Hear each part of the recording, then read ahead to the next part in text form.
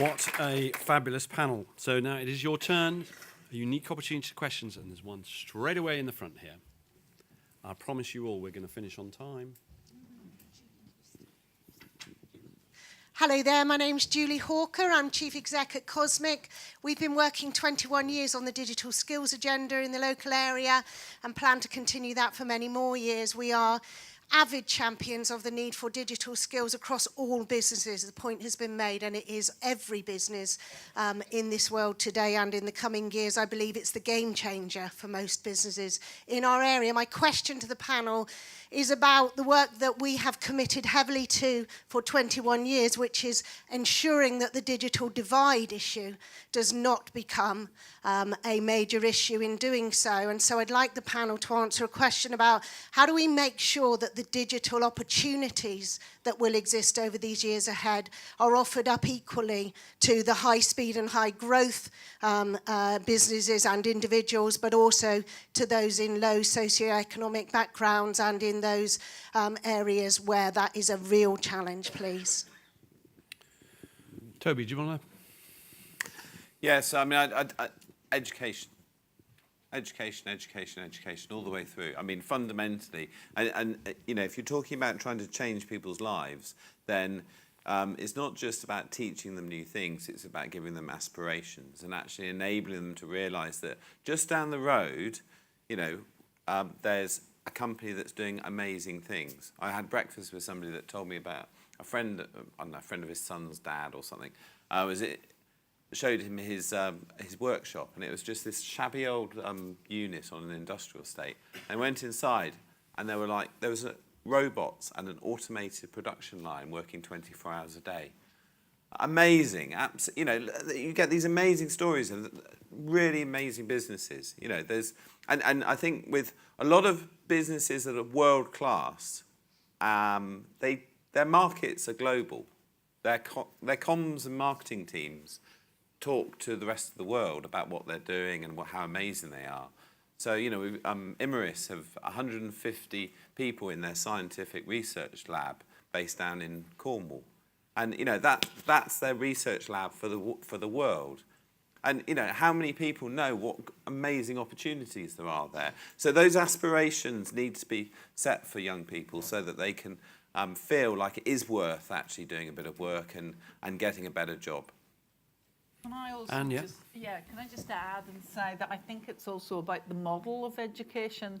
I mean, one of the things I feel very strongly about is you do not have to postpone those opportunities to help young people of all sorts of backgrounds to actually innovate and set up if they want their own companies. But you have to change the educational model. So therefore, in our own case, we have now increasingly written and established courses with industry partners that actually is the learning vehicle is setting up your own company. And we are both doing it in a high value, high growth sense with the likes of Amazon and Sony and Hitachi, but we're also starting to do social entrepreneurship versions of it that have much more sort of connection with sort of immediate social issues in the area. But to do that, we've had to say, forget the model that you think higher education is. This is a different model where we have collapsed things together.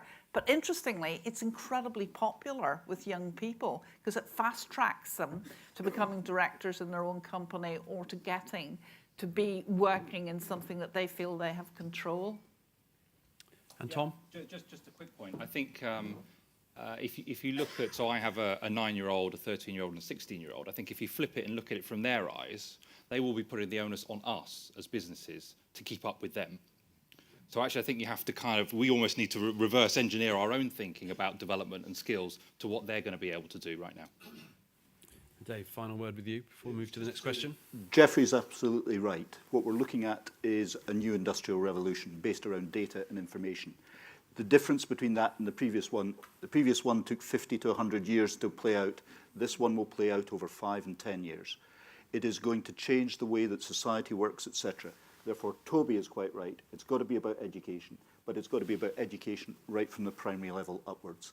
Investing in science, technology, engineering, mathematical understanding. It doesn't mean you have to have a degree in it, but to have so many of our kids coming out without a basic mathematical qualification is just appalling.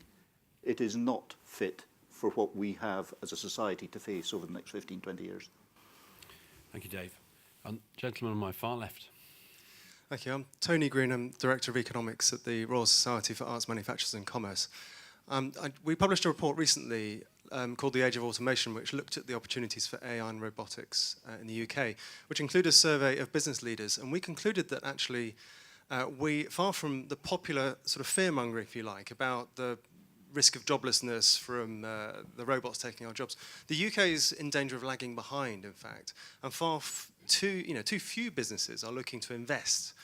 Now, given that we've heard that the South West is effectively a sort of zero unemployment economy, hopefully the fear of joblessness isn't the barrier, but I think there's a different barrier, and that's what my question's about. Small business owners, SMEs, are people who are superstars, really, because you're not just the chief executive, you're also the director of marketing, director of finance, director of operations, and actually doing all the work. So such busy people, how can we support SMEs to grasp all the opportunities that digital and new technology can bring? Because they really do need help, I think. Stuart. Firstly, I thought it was an excellent report, and very glad that it was produced. The point there is very well made.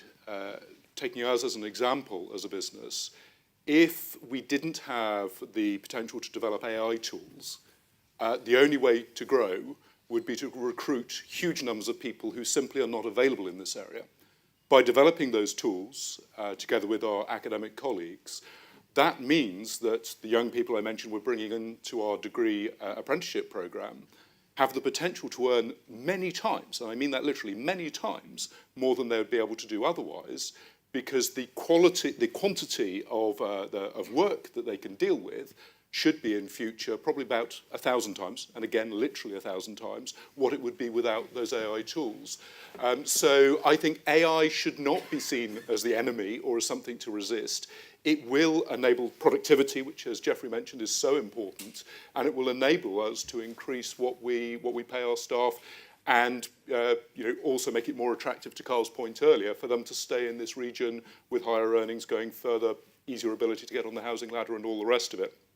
In terms of how one encourages SMEs to engage in this area, I think there is a lot of interest and desire to do this already. I think within this region, one thing I really would salute is the quality of relationships with academic partners who are much more eager than I think some I've experienced elsewhere in the country to have a practical working relationship. I do think the intellectual property system, again to Geoffrey's point, is a challenge, not an easy one to solve, but that could help it further. I think it is more about reassurance that things will flow smoothly, that there will not, to a point I made, be regulatory change which could render an investment moot in future.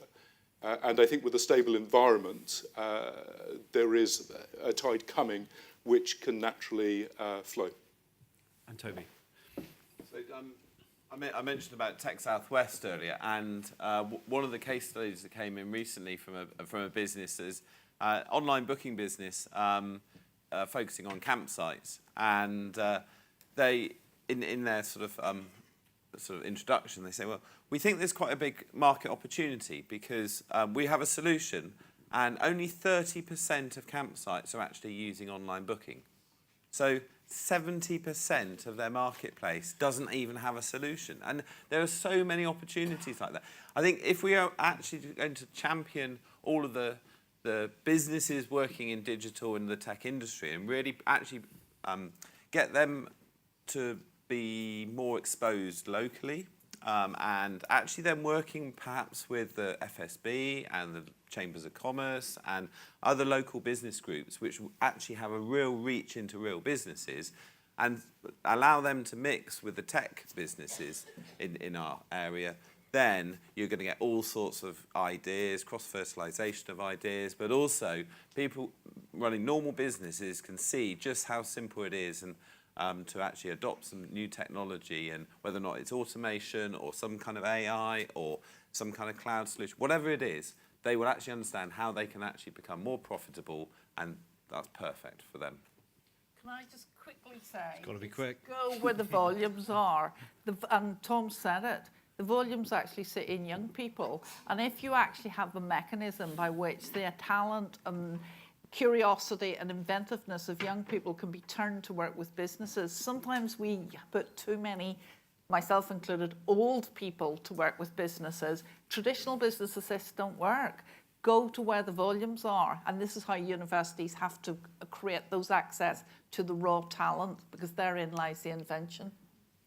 Thank you. So I'm going to go here, and then here, and then we're going to hear from Gary. Hello, Ewan Davey from Absolute PR and Marketing. First thing I want to say is well done, Bill, and well done everyone on the panel for some very insightful thoughts.